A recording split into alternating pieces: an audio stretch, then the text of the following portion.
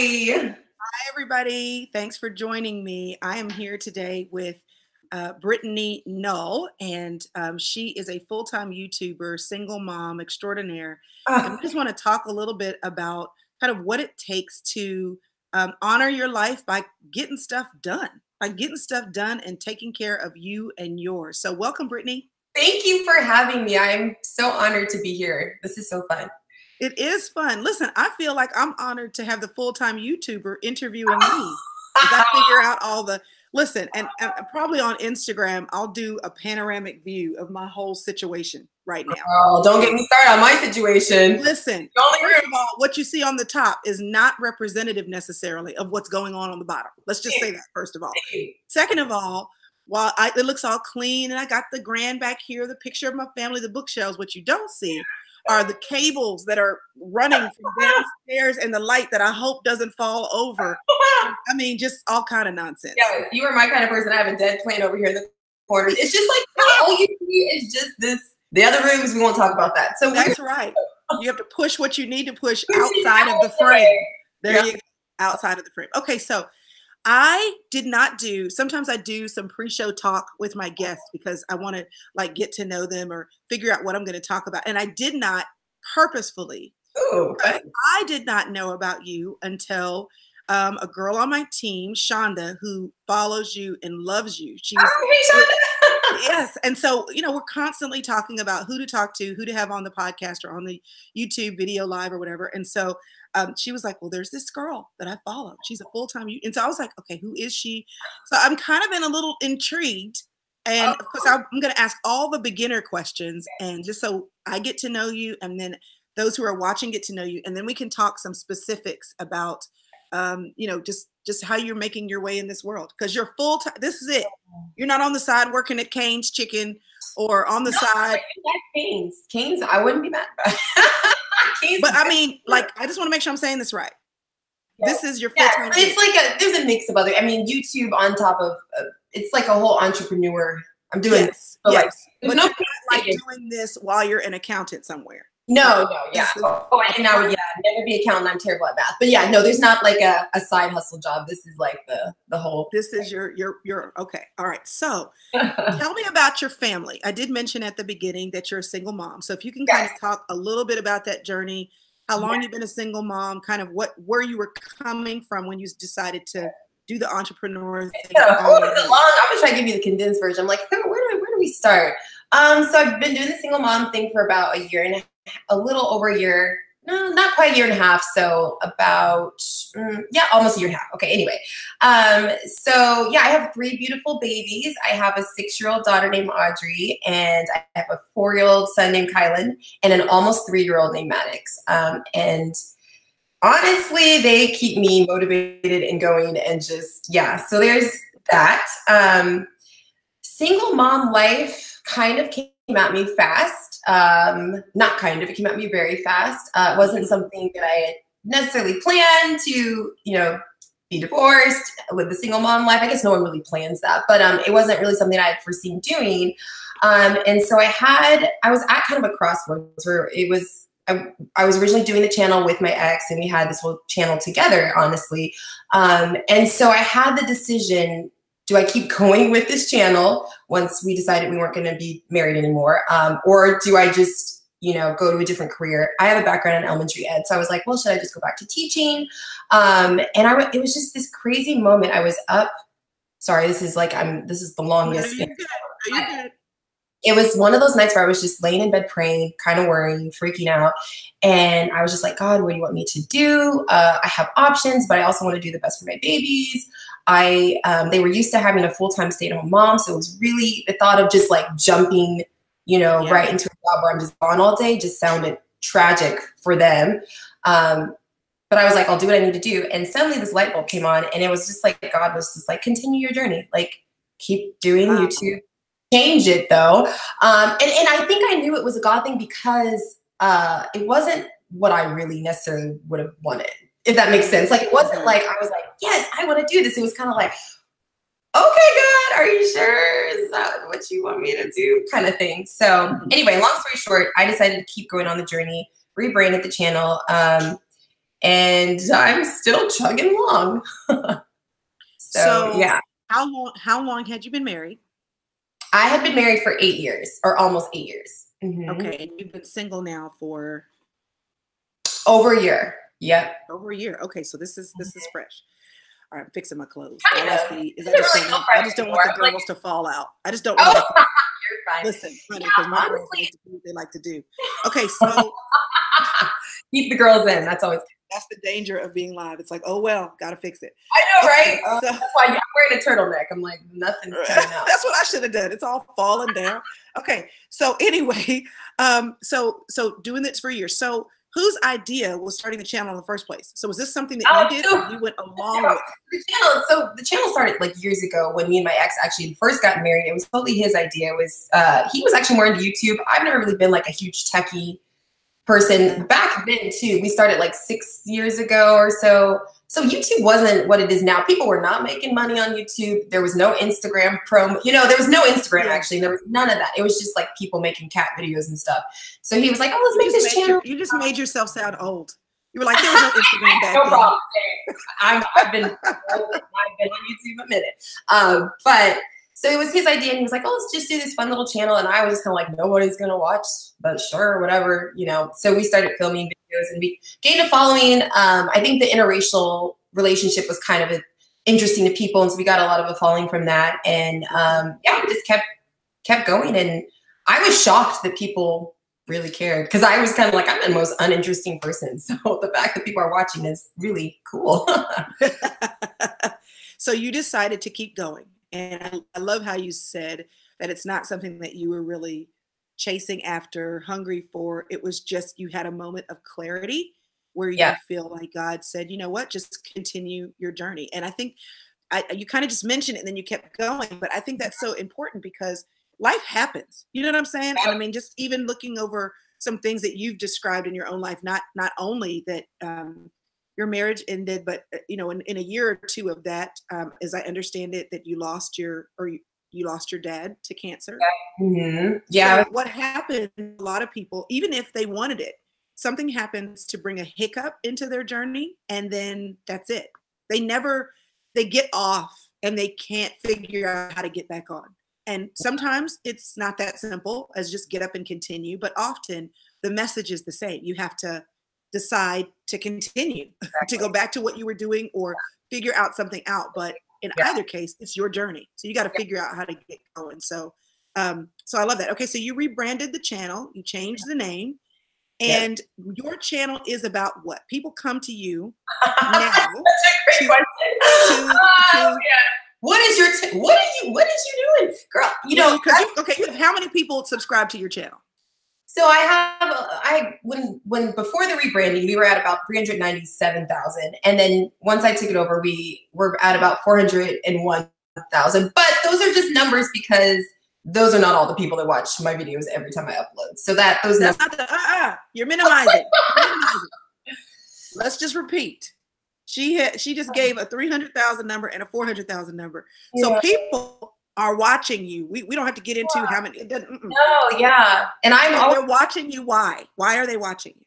I think that people watch me not because I do anything epic or interesting, but what people have told me from the comments I've gotten of why people like to watch me is it's fun to see a journey of someone who kind of just keeps it real. Not saying that I have it all together and I'm perfect and that I share everything, but I will say this journey, it's been really important for me to stay true to who I am and where I am. And I think that's kind of why I wanted to keep going on this journey, because I realized that we are all struggling with something. And it's easy to kind of retreat when you're struggling. It's easy to kind of hide. But I felt like God was calling me to be out with it and just be like, hey, this is where I am. It's a struggle bus. You might tune in my video one day and I'll be at Target having a great time. Another day it might be me crying in my office talking about how I can't handle it. And I think that's why people tune in, because they like to see someone relatable, someone that, you know, we all have a struggle, I guess. So relatable, I guess. They also love watching the kids, and a lot of our viewers have been there from the beginning. So before I even had kids, So this is like the was what it called? The Truman Show? The Like Truman Show. I watched him be born and then just had to keep up with his life. Yeah, he didn't know though. That was kind of sad. But yes, let's hope the kids know. We all know. But they'll know eventually. After today, they'll know. Yeah. It humbles me though. I think I have a hard time answering the question because it humbles me, honestly, that people watch and have been watching for so long. It absolutely humbles me. Yeah. It's amazing. So that's good. That's good. Okay. So you've got a YouTube channel where you're blogging about your life, keeping it real. People enjoy seeing you keep it real. They enjoy watching your kids grow up. And I guess the business of it, because from what I understand, even though you've always been involved, maybe it was your husband's thing. So you're not just like turning on a camera and recording what happens today. I mean, you have brand deals. I mean, this is business for you. It is. And I think that was the part. I mean, I was always kind of, part of it knew what's happening, but I wasn't actually writing everything and doing the filming and doing the editing and answering all the emails. So that part I think has been the biggest change because it's like, yeah, mom boss. You gotta put the boss pants on and you gotta get it done. At the end of the day, relatable and fun is great, but mom's gotta pay bills too. So that's right. So that aspect, I think that in the beginning I was very not only nervous about people still watching and caring, but also just the business side of like, okay, am I gonna be able to handle this? And I think one of the major things of why I continue down this route is it enables me to still be at home with my kids. So I'm able to work and do what I need to get done and then still pick up kids and drop off. And as a single mom, I'm like, I don't know how, I mean, God would find a way, but I'm like, I don't know how honestly I would have a different job and then have to do like the daycare and the pickup and the drop off as one person. I'm like, that is just, anyway, I digress, sorry. But yeah, the business side of it was very intimidating at first, for sure. But did you, so this is real life right here. My son is taking the PSAT today. Oh. Hey, are you done? Oh, did he pass? Okay, so you have your ride. Mrs. Thatcher's gonna bring you home. Okay, well, text me if you can't find her. I'll text her and tell her that you're done. Okay, and then you can come here. Miss Gwen is here waiting on you. Okay, bye. Mom life. Babe, like, we'll take care of that in a minute. Bye. He's like, wait a minute. What am I having for lunch? You're like, Mom is live. I don't really know right now. I'm like, we had a plan. The plan was you're supposed to be done. Somebody's going to pick you up. You're going to come in through the back doorway so nobody hears you. And then I've got somebody here who's going to take you to your next thing. Like, it was all worked out. And then he calls me. That wasn't the plan. He was supposed to text me. Okay, so anyway. But since you said, keeping it real is why people enjoy watching. So then there you go. Yeah. Oh. Okay. So, but here's what I wanted to know. You talked about, because I know somebody's wanting to know. Okay. So you have kids that are younger. So in order for you to work, is your 6-year-old in school? Yes. And your 2 younger ones are in daycare? They do preschool 3 days a week. So 3 days a week. Okay. Really, and it's not even all day. I always laugh at the people. I mean, I vlog my life, but if there really was like a behind the scenes, they'd be like, this chick is crazy. Because it's literally days where it's like, okay, like yesterday I cooked dinner in between posting a branded thing on the way, right before I had to pick my daughter from school. Like, it's crazy. So that's the real deal. That is the real deal. It's like, I try to make sure that there's something for my family to eat in between all the drama. Yes. And it is what it is. Okay. So you're in business for yourself. We talked a little bit about the crazy. They got a chance to see a little bit of my crazy. So here's kind of where I want to go. I'm wondering though, has there ever been a point where you thought, first of all, once you decided to continue the journey, has there ever been a point where you thought, I don't think I can do this? Oh, girl, like all the time. I feel like every week there's like an episode, and my viewers are so sweet because they know like there's weeks where I'm like, there's no videos. They're like, uh-oh, Brittany's having a moment. But no, there really is. There's been a lot of doubt, and I think a lot of self-doubt, not even from other people doubting, but just, is this where God wants me to be? Is this the right journey? Am I doing the right thing? Am I good at this? Should I just give up? You know what I mean? Like, or what is my purpose in doing this? So yeah, to answer your question, there's been a lot of moments like that. A lot. So how do you move past those moments? Because what you just described is why most people either won't do what they want to do, or they won't do what they need to do. And then they get to a point where they say, And when they fall off the bandwagon from doing what they want to do, they don't get back on. Yeah. I think, what do you do out of that moment? I think to get myself out, I sit in it, first of all. I try to just sit with that and say, okay, I'm feeling this way. I'm feeling this way today. And then why am I feeling this way? And then figure out, is it something that's really not working, or is this just self-doubt? And then is this God speaking, or is this some other voice that's not, of him? So prayer, and then taking and resting. I think that's another thing, is this line of work you can be on all the time, and it can really take a toll. So I've gotten to the point now where if I truly feel like I need to choose between my kids and mental health and the YouTube channel, then I just won't post a video. And I'll take rest. You break the rules of consistency? Yeah, I do a lot, actually, which is probably why my channel isn't that great. Girl, yes. I took a whole week off. Shut up talking to me. You have 400. I don't care what you say. You've got a bunch of people watching your stuff, and you just said my channel's not great. Okay, well, that's the self-doubt you're hearing. That's self-doubt. It is. It is always there. And I tend to be perfectionist, so it's very all or it's perfect or nothing. And so that's another thing that I've been having to work through. God's been showing me, like, this journey, it's not perfection, and it's not like a straight line. There's a lot of hills and ups and downs. So yeah, anyway, to answer your question, praying, taking rest, reevaluating, and then just saying, you know what, you got to get it done. And if you aren't happy, then change it to where you are. Like in the beginning, I didn't like how the channel, how we vlogged. I felt like we overshared when I was doing it with my ex, and like I changed it. And I like YouTube now because of that. Okay, that's good. So a lot of people wonder what the secret is. And what I hear you just saying is you don't deny how you feel. So when you're having a stuck moment, you don't deny how you feel. You acknowledge how you feel. You might even sit in it for a hot second. Yes. And then there's something else about your thinking that kicks in that says, yep, that might be true. Yep, I might feel that way, but I'm going to get up and keep going. And it's that simple. It's not like a magic pill. It's just you decide at some point to get up and keep going.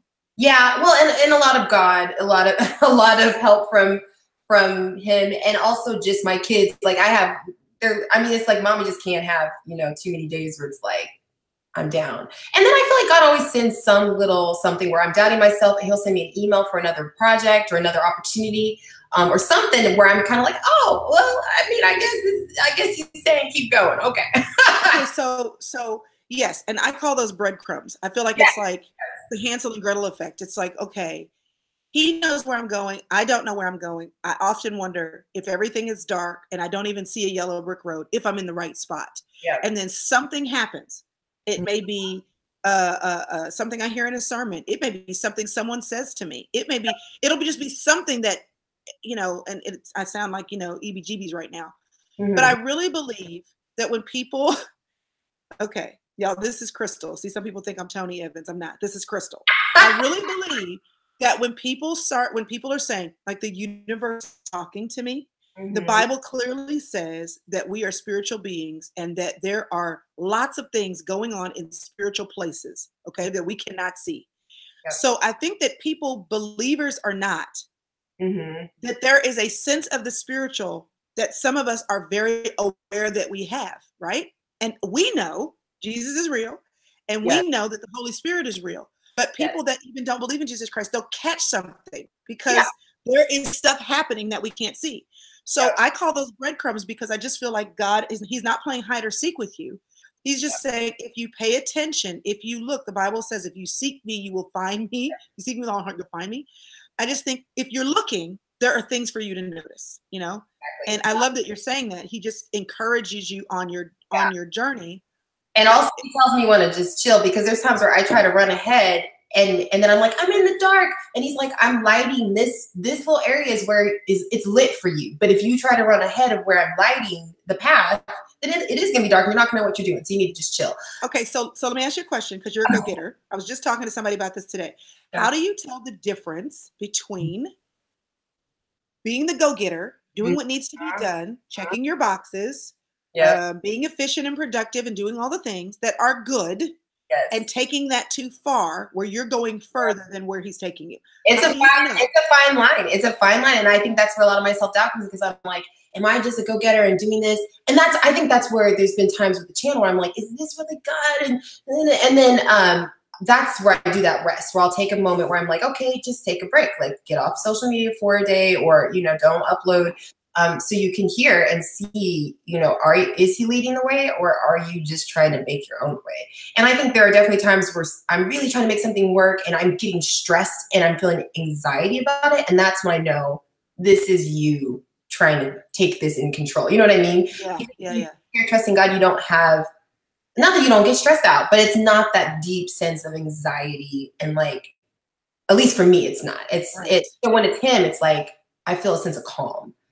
Even if it's scary, but when it's me, I just feel like crazy, basically. So you talk about taking a minute to be quiet. Yes. I know that there are a lot of women who, because of their busy lives or because they're moms like you, they're like, when exactly is that supposed to happen? And I always would say that my best moments of quiet happened in the bathroom. There would be, you know, they at least would listen to me when I would say, I'm in the bathroom. Now they may still knock on the door. They might put their fingers under the door, but they would just ignore me, you know, like just totally ignore. So I had a little bit of respite in the bathroom.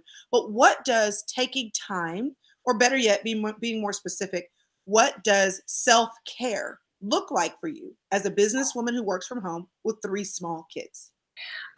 Self-care looks like, maybe I have piles of laundry in my room that could have been folded, but I decided to take a nap instead. They're clean and you move them over. Yes. And I feel like that's a big thing for me, because like the past, it's like, you know, okay, the kids aren't here, I have this to-do list.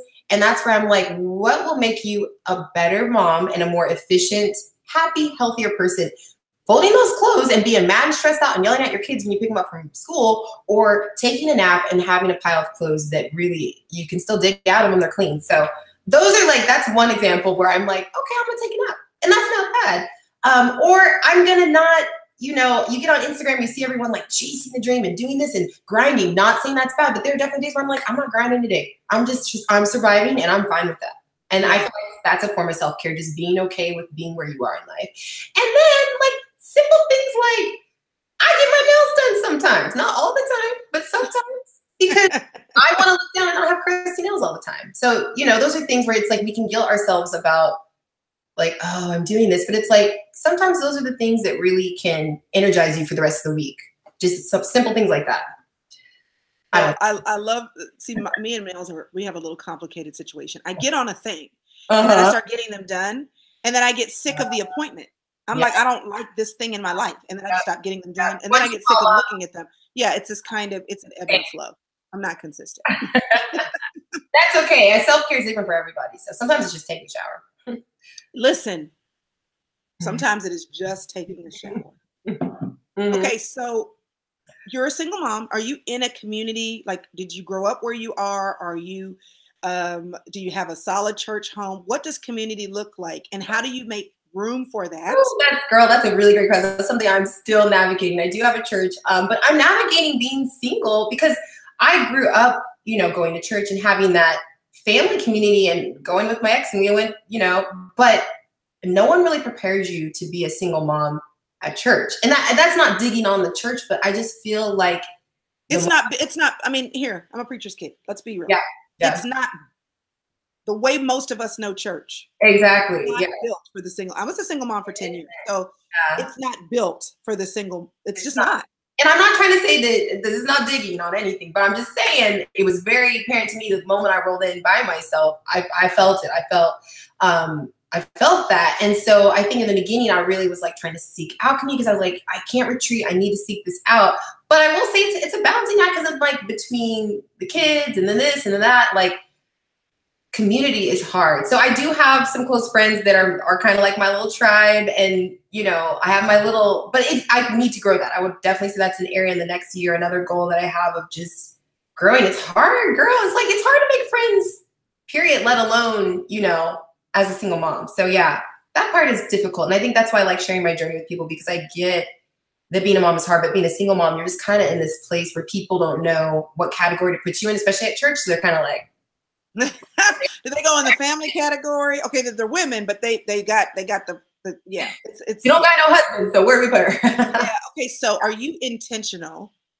I'm about to put you in the corner a little bit. Are you Uh-oh. intentional about creating community in real life community for yourself? I am working on it. Yes, I am working on it. I will not lie and say that I'm intentionally successful all the time. And I do err on the side because I'm an introvert. And so when I get tired, I definitely have a habit of retreating and kind of being antisocial. And thankfully, I have friends that will text me and be like, hey, we haven't heard from you for a while. What are you up to? What are you doing? But I think I've gotten better. I think I've gotten better at being intentional at real life connection and making time for that. But it's a work in progress. Like I'm sitting here thinking about all the people that I was supposed to text back to go have coffee with. They're probably watching this like, yeah, she's not intentional. She didn't text. Struggle. Oh my goodness. Okay, so if you were going to say one thing to a single mom who is maybe in or fresh out of your situation, divorce, so they're fledgling. They're trying to figure it out. They're trying to their ex-husband may or may not be helpful, but in either case, when you're the mom, a lot of times a lot of it falls on you. So Yeah. if you were going to say one thing to encourage her, she doesn't really have community support. She just is feeling very alone and like, oh my gosh, what just happened to my life? Yeah. What would you say to her? One thing, I mean, hopefully it's more than one because I'm chatty. First, I would say take a deep breath. And then I would say, don't try to figure it all out at once. Take each day as it comes and know that one week you might be great at community and you might be great at reaching out for help. And you may not be as good at work, or one week you might yell at your kids a lot because you're tired and you didn't get to sleep and you'll have to apologize. Give yourself grace. That's the first thing, give yourself grace. And then I would also say, don't fall into feeling shameful. I feel like there's so much shame associated with being a single mom. And I don't know if that's like from just feeling that yourself or the church or the society. But I would just say I feel like that's Satan's voice of saying, be ashamed, you're in this alone. It's not a shameful thing. Whatever your story is, it's not something you should be ashamed of or sad about. So I would just say, don't be ashamed. Sorry, I'm trying to keep this concise. Take a deep breath and give yourself grace. And know that it's not always going to be this hard all the time. When you say don't be ashamed, Yeah. how have you practically figured out how not to be? It's a feeling that a lot of people can identify with, but don't know what to do to. Well, how do I do it? Yeah. Well, no. Number one, I think feeling that protection of my Heavenly Father and knowing that just because I don't have a husband doesn't mean that I'm less than. And He doesn't see me as less than because of that. And I think that's been huge. Because in the beginning, I really did. I kind of shied away and kind of like, oh, I don't want to go to church. Maybe I'll go to, a service I can hide and this and that. And then I was like, what is that? Why are you feeling you don't owe anyone an explanation about your story while you're single? I mean, you can share it if you want, but you don't need to take on the judgments of other people. And that's where I feel like it's very general to say don't be ashamed. But what I mean by that is don't allow the opinions of other people to make you feel like your journey is not a good journey to be on. Yeah, but I think what you just said is key. You said you basically had to tell yourself. Yeah. That just because I don't have a husband does not mean that I'm less than. And that is, I think there are feelings that we have that a part of dealing with those feelings is giving ourselves new tape to listen to. Because there's a tape that's playing in your head that keeps you feeling a certain way, your thoughts, right? So renewing your mind, right? Romans 12:2 tells us that if you change the way you think, it changes how you relate to yourself and others in this world. And telling yourself something new is a part of that. I think also just God's promises too, and knowing like He doesn't see me in that way. He doesn't look at me and see me as this disheveled, dejected, less than person. So I think that's been helpful too, just reading His promises and being like, well, that's not how God sees me, so I don't have to worry about it. Yeah. Okay. So one more thing about the single mom thing, and then I want to go a little bit different direction. And I know this is a very generalistic question to ask, right? But what's one thing that for you, or maybe you think it applies to other single moms, but what's one thing for you that you would admit that you could use assistance with or help? Like if someone's saying, you know what, I actually have a friend that's a single mom, and I've never really thought for 1 second, like we work together, we go to church together, how I could be of help to her. Like, Mhm. what would you say if someone actually wanted to know? What would you wish Mhm. someone would, Um, how they could offer help that would be so practical and useful for you? practically, I'd say run to her house and babysit her kids for her so she can go have some sanity. No, I'm just kidding. But no, really. No, you're not. No, you're not kidding. It's huge. That's what you mean. That's what you mean. Babysitting, I mean, that's a tangible way, but I mean, you may not have that kind of relationship where it's like, she didn't really know me like that. I would say just asking her how she is doing, like her, like not the kids, not, work, but how are you doing? And are you okay? Because I feel like you can get into this as a single mom, this autopilot mode. And then you can also have this feeling where people kind of like, oh, you have your hands full, but no one really actually wants to help or ask, how can we tangibly help? It's just kind of like, oh, we see you, but we don't really want to deal with all that. So I would just say, babysitting if you can, asking how she's doing, showing that you care, and then also including her. Like, include us. Just because we don't have a husband doesn't mean like we don't want to come over for dinner. I mean, maybe it's awkward if there's like not a man and your husband, he doesn't have someone to talk football. But you would still like the invitation. Yeah. You would still like the invitation. Come to my house, like, okay, there's not like a man, but I'm still here and we can sell dinner. So yeah, I feel like, and that's also, I have the other side, because I remember when I was married, I'm like, I hope I wasn't that person that made people, whether they were single mom or just widowed or single. I think that sometimes you just get forgotten. People just forget about you because there's not like this. Well, they may not even see you because what you're busy doing is running your kids around. Well, that too. They don't see you. And I don't put that all in everyone's court. That's up to me too, to make myself available. But I will say there is this unspoken awkwardness where it's like, well, what do we invite you to? Because I mean, we can do a mom thing, but it's like the family stuff, and it's like, we're still a family, me and my kids, we're still a family. So yeah. Okay. So with the divorce, mm-hmm. What has it looked like for you with you and your kids, just getting your kids through that? Mm-hmm. Man, that's a good one. And that's a part I don't share a ton about my kids. And I think my channel, they're kind of like, well, you don't share a lot. It's a very soft, sore subject, because I think that's the biggest fear I had going into this was like, how are my kids going to be?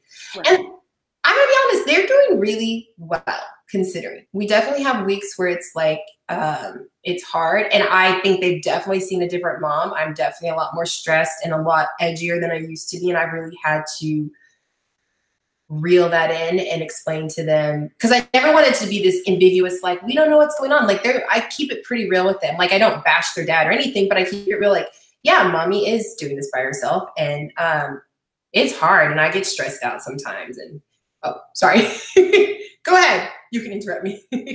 No, I'm making hand signals. They can't see me talking until I start talking because the thing flips. My son just walked in and I was doing hand signals to say, since you called me out, Trey, ready in just a minute. Well, they're probably like, why is her face looking weird? Right. You're like, oh, stop talking. No, I was motioning to him.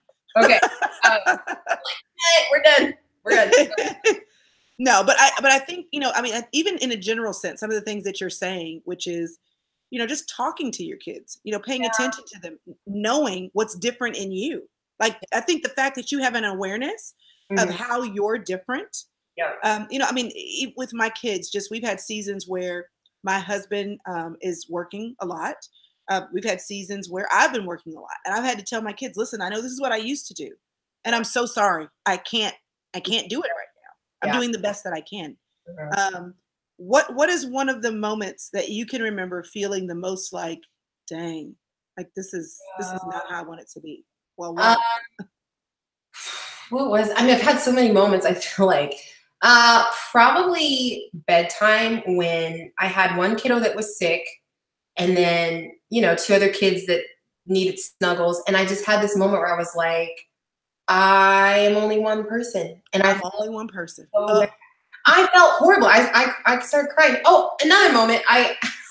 My daughter had this really cool thing at her school. This was last year. And I had my boys, and I planned to go with them. And then, my youngest started popping off, and we had to leave. And I sat in the car and cried, because I was like, it was one of those moments where I was like, I just can't be, I'm only one person, and I can't be all the places. And I felt like I was letting her down, but then I didn't want to let it's just, there's been a lot of moments. And that's where I feel like God's voice has said, I will make up the difference. I'm trying to keep Listen, talking. I say that all the time. I think all the time. I Yeah. say, I'm only one person. I'm sorry, but Yeah. I'm only one person. I'm only one So person. just know, Yeah. I'm Single mom or married. not. And I Yeah. have to say that too. It's a mom guilt thing that we have whether we're single moms or not. It's just this innate where we're like, we feel like we should be able to do all the things all the time. Yeah. And it's just not possible. And I think letting my kids know that and saying, this is where we are and we're just making it work. And I know my daughter's, there's been times where she's like, no, it's been a hard year. She's so cute. I was like, oh. She said it's been a hard year. She goes, it's been a hard year, but we're really doing great. That is so funny. Funny and like very, very honest. So I was like, right. It has been a little bit of a hard year, but it was really cute because she was like, but we're making it. And like, I'm so proud of you, Mom. And like, she'll just make me cry because she's just so sweet. And so, yeah, I think that being okay with they don't get a perfect mom, not anywhere near perfect. And there are a lot of days where I'm like, I just don't know if I can do this, but here I am. So, okay. So I'm going to ask you a really personal question. I will not be offended if you're like, I don't want to answer that. Won't hurt my feelings, not one bit. Okay. And if you fly at 50,000 feet, I won't be mad about that either. Okay. Did you want your divorce? No, that's not really that hard. No, I didn't. Well, yes and no. I mean, when in the beginning, divorce was not like, I'm not a proponent for divorce. And it wasn't one of those like, hey, we're not working out, so let's just get a divorce. Yeah. It was very much so he made it clear marriage was not for him. And he did not want to work on the issues we needed to work on. And without getting into all that detail, initially, no, my divorce was not my choice. But I feel like when someone tells you, I don't want to be married and this is not for me, you have to let it be. I mean, what else is there to do? I don't really know other than accept that and move forward. So what did that do for you or to you to hear somebody say, I mean, marriage is not for me, whatever, but that's no matter how you slice it, that's rejection. So how have you dealt when you talked about the shame of the label? Yeah. But how have you dealt with the intrinsic reality that there's somebody that I was willing to totally spend 10 whatever, and they're not reciprocating that at this point, for whatever the reason is, that equals. So how has processing those feelings of rejection, what does that look like for you? I don't think it's an overnight thing. I think in the beginning, I went through all the feelings like anger, hurt, grief. And then I was in the survival mode, so it was kind of like whatever. And so I think that some of that's resurfaced. I'm a big proponent of therapy. I go to therapy. I think it's been really helpful in just helping me realize some things. But yeah, how to deal with the rejection. I think not placing all of it on myself. Not that I'm a perfect human and not that I was perfect in the marriage, but I think that it was clear there were a lot of other issues that he had and other things that went into that decision for him. And so I think that when I was able to kind of release some of that and know that it really wasn't all me and there really wasn't another thing I could have done to make him stay, I think it helped me just focus on my own healing instead of sitting there feeling kind of like, oh, what did I do? Or how, like if I'd done this and questioning. But yeah, the answer, it's not overnight. And there are definitely days where I think Satan uses that and he'll, when I feel like I'm failing at work, then he'll, kind of throw that in like, oh, and you failed at your marriage too. And so I think that's always going to be something that I have to pray over and work through. But going back to that whole sitting with it on the days I feel that way and allowing myself to feel that way and then not staying there because A, it's not going to change anything.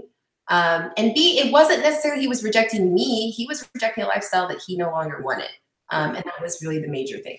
So. Yeah, I understand that. Okay, so when you've got a YouTube audience, they've been following the two of you guys, then it's just Brit's space, okay? So in the process, even when you talk about being real and talk about being relatable and talk about, just it is what it is. Mm-hmm. How do you decide what to share with your audience and what to hold back? That's been a hot topic because I do get not a lot of flack. My viewers are so sweet and great, but I do get a lot of comments where like, oh, I feel like you're not telling everything. And I'm just going to say I'm not. I'm not telling everything, and I'm not really going to. And I think that was a bit of a change for a lot of people. because that was one of the issues, full disclosure, me and my ex kind of fought about. He really was very much so into sharing all the things. And I'm a more private person, which is shocking because like you're on the internet. But I think that it took a lot of time for me to get the confidence to say, I don't want to share everything. And that's not bad. I think in the beginning, I kind of felt like, oh, maybe I do need to share more. And then I would feel like weird about oversharing. And so anything that feels weird to me or feels kind of like, I don't share it.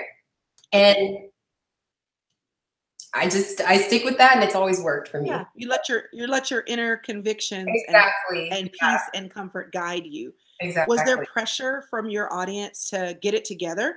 Like I know, I'm guessing that in a situation like this, you've got people that are maybe starting to ask you for advice or to maybe ask you for more details on your thing. Was there any? Oh yeah, I got to ask a lot of details. And the advice thing, I didn't really have a problem with because I always come from a place of I'm giving you advice, but that doesn't mean I'm an expert or that I'm like over this struggle. You know, like I definitely have advice videos where I'm like, I'm still struggling with this, but this is what I'm learning along the way.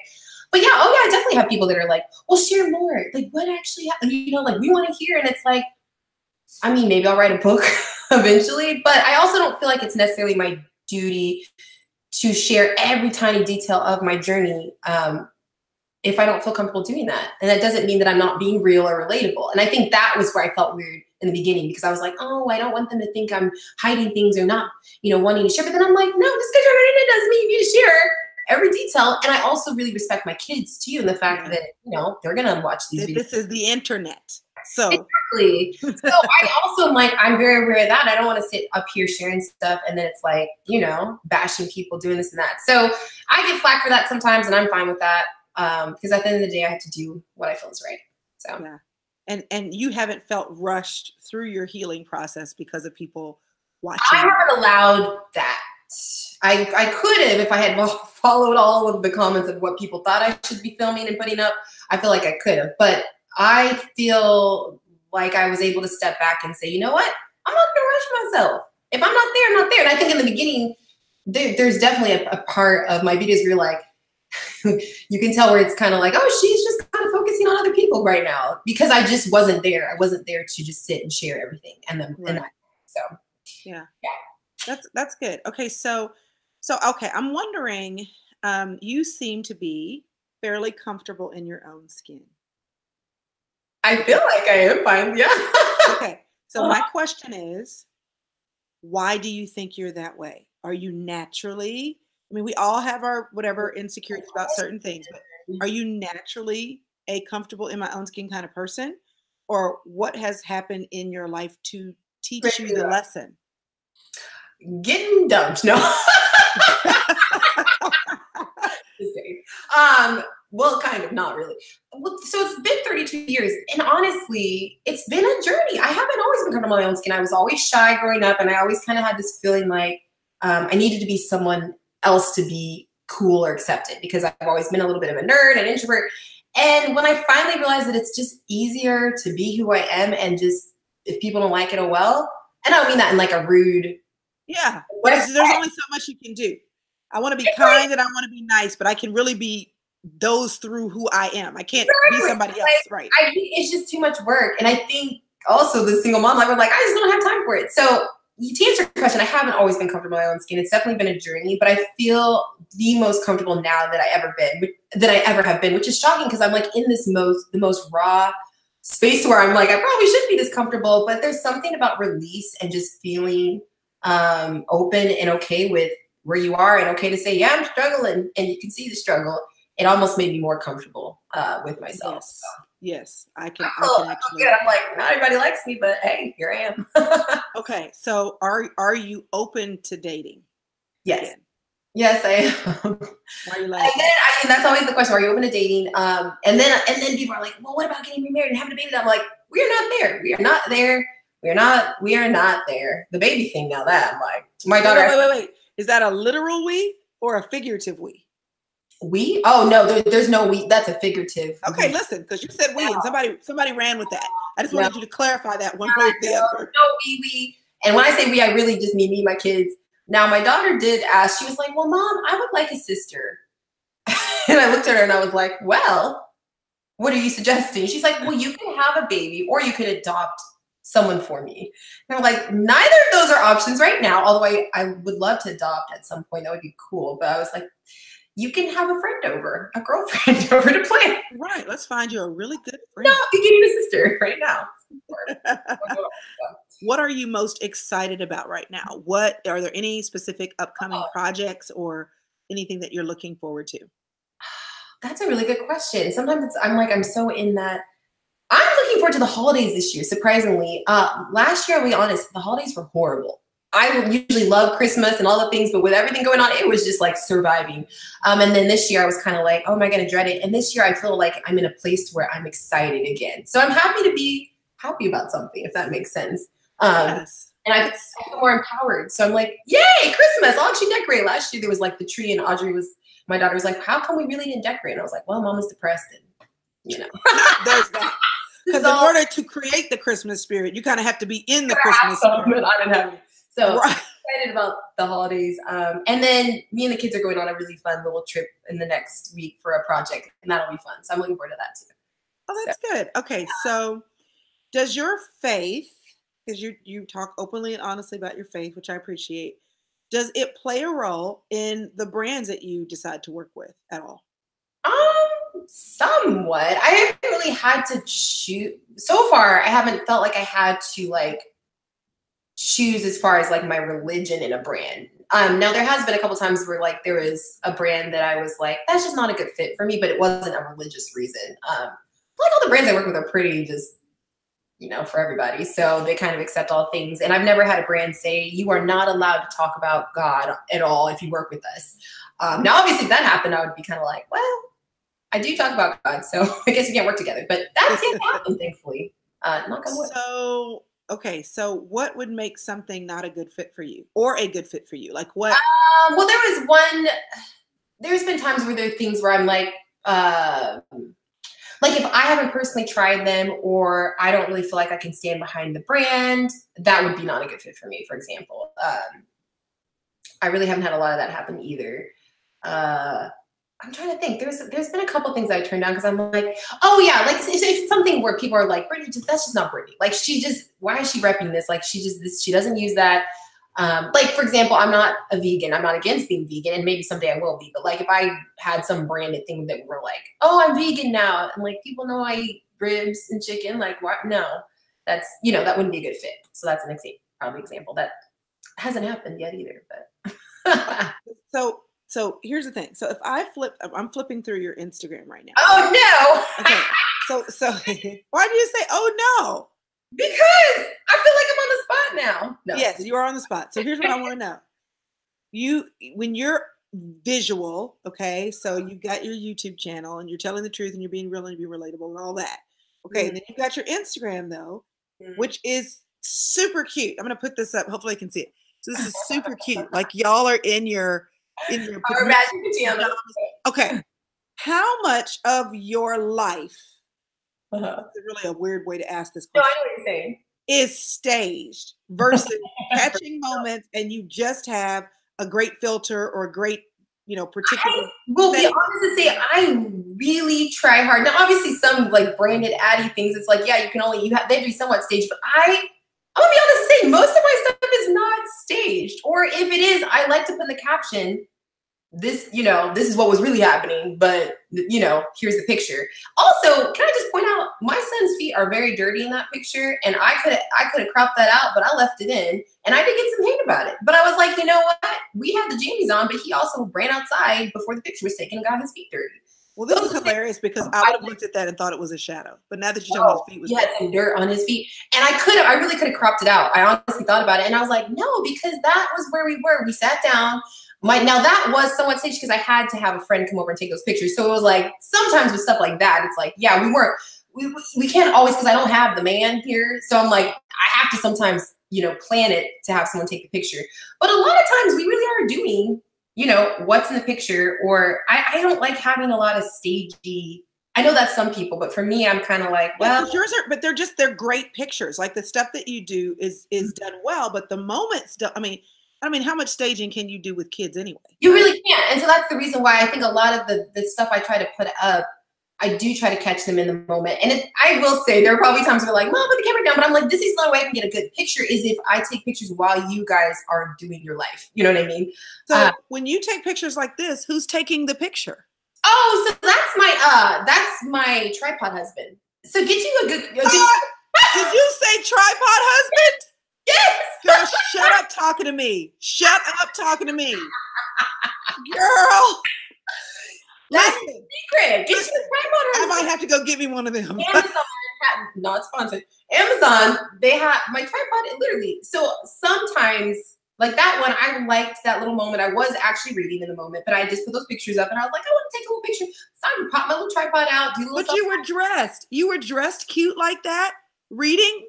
Well, okay, so that was like a romper jumper. Literally, all I had to do was just shimmy that thing on. It wasn't really that cute. Also, you can only see side of my face. I didn't have makeup on, so you couldn't see my whole face. It was just, and it all looks all intentional. I'm turning away from the camera. Girl. And then you throw a filter over it. It really wasn't that much. But that's why the caption says I'm reading. But you know, literally as I was sitting there, I'm like, this is hilarious. I want to take a picture and post about this because I was like praying that those pictures behind me don't fall down. So yeah, no, get you a tripod husband, throw a filter over it, and there you go.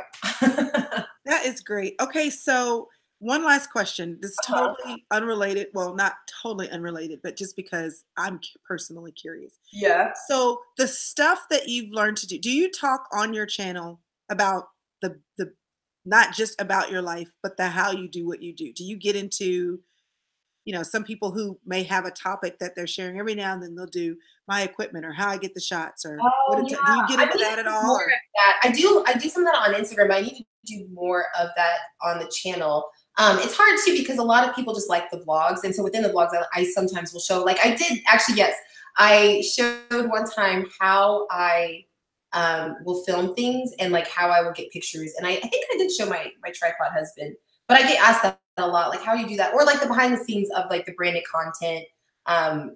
Because a lot of people say, well, what do you do? Like, what do you do all day? What are you doing? And so I did take people behind the scenes of like, if you see a branded post, like what went into that? And it's usually been like weeks of emails and concept writing and a lot more than just posting a picture and being like hashtag ad. So yeah, I love the real life because listen, your pregnancy marks, you were like, it is what it is.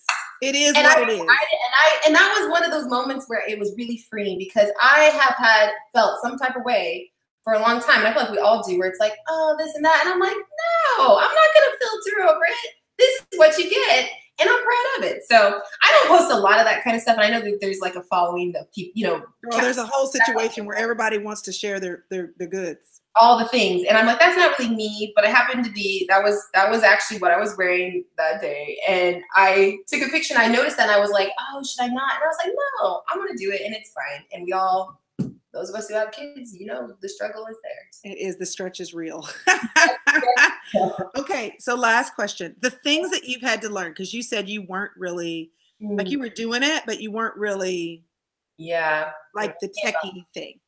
So have you learned to love it? You've just learned to do it because you have to do like I'm looking at you obviously have a really, like I said, great process for editing, or you have some good filters that you like these are my filters. This is my jam.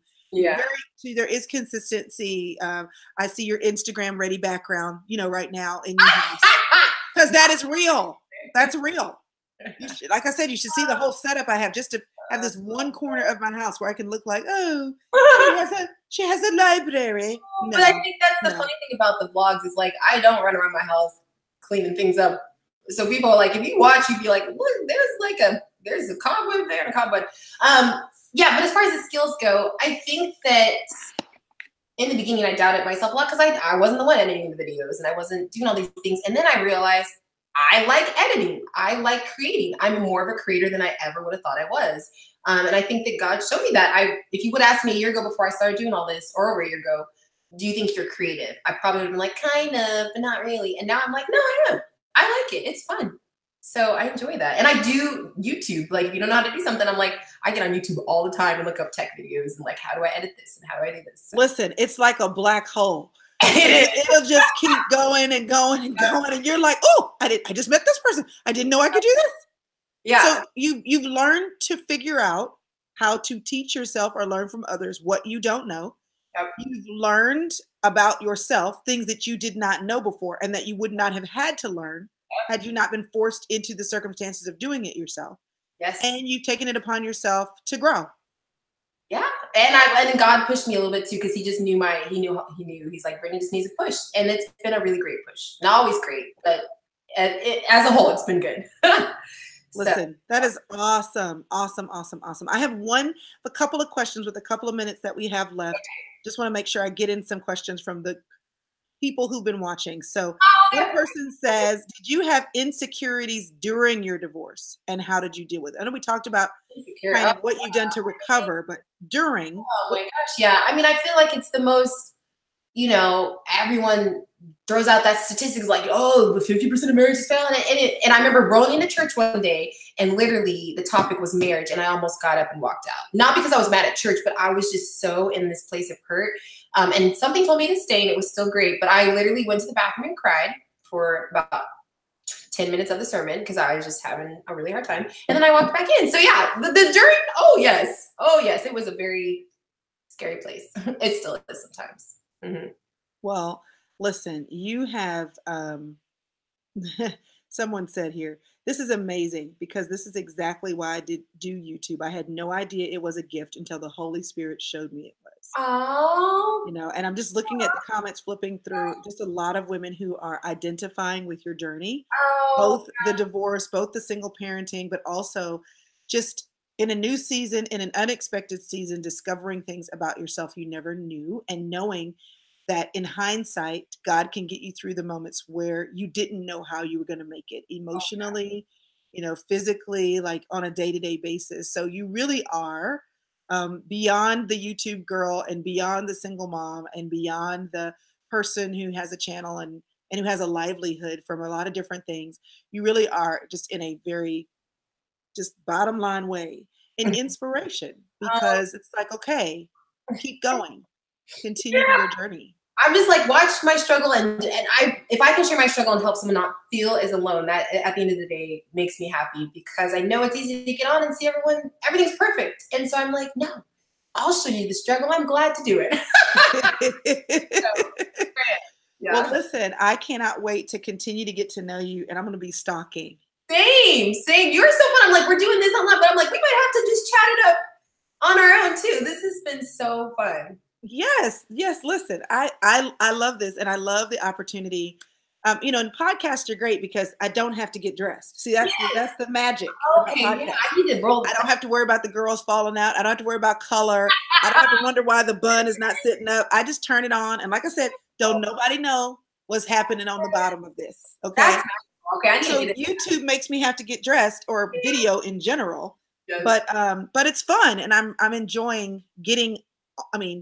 I'm getting sucked into YouTube a little bit, and it's fun. So thanks for letting me learn from you, everybody else learning from you. And yeah, we can. Thank you for having me. This has been so much fun. I was a little nervous at the beginning because I'm like, the technology and this and that. And then like, I don't want to be boring. And you just made it so fun. And I feel like I'm talking to a girlfriend. So I appreciate you having me. Yes, you do. You have a new girlfriend. You do.